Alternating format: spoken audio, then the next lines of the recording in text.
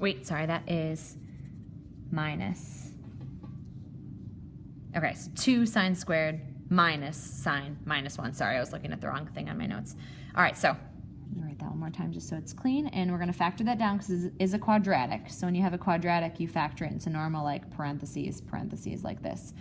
So start with this term. So in order to get 2 sine squared, these two terms would have to multiply to give me sine squared. So I know there's going to be a sine and sine. That'll give me the sine squared. But then I'm going to have a 2 and 1 to give me the 2. So 2 sine and then just 1 sine.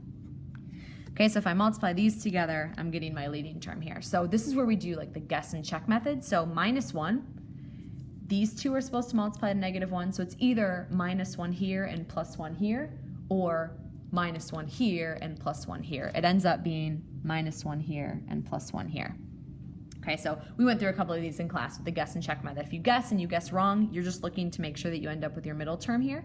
So if you check your middle term, the outside gives me negative 2 sine, the inside gives me positive 1 sine. That's how I know I got it right. Okay, so this is how I factor it down. Remember, what you do next is you take the two pieces individually and set them equal to 0. Like that. And then we do whatever we need to get the sine part by itself. Okay, so here, if we want the sine part by itself, we would do that by subtracting this 1 and then dividing both sides by this 2.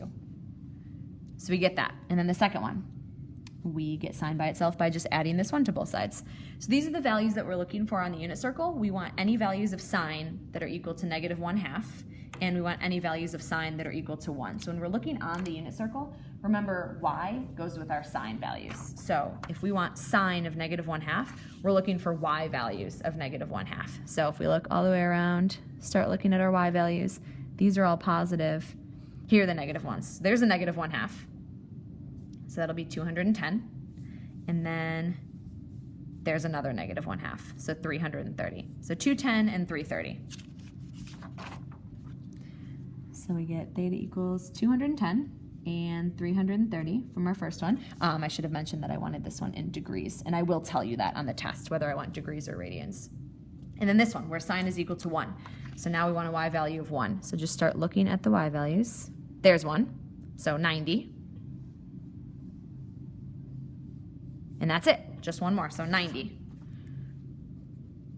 So these are your answers in degrees. Okay, last one that we're gonna look at, you'll see another one where you have to use the GCF method. All right, so GCF would look something like this.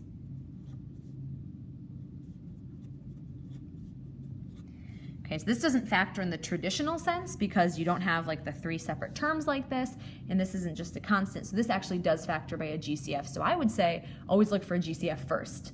See if you have 2 separate terms and they have something in common, factor it using the GCF method.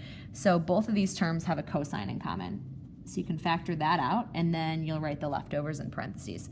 So when I divide this one by cosine, I'm left with another copy of cosine. And when I divide this by cosine, I'm left with 1.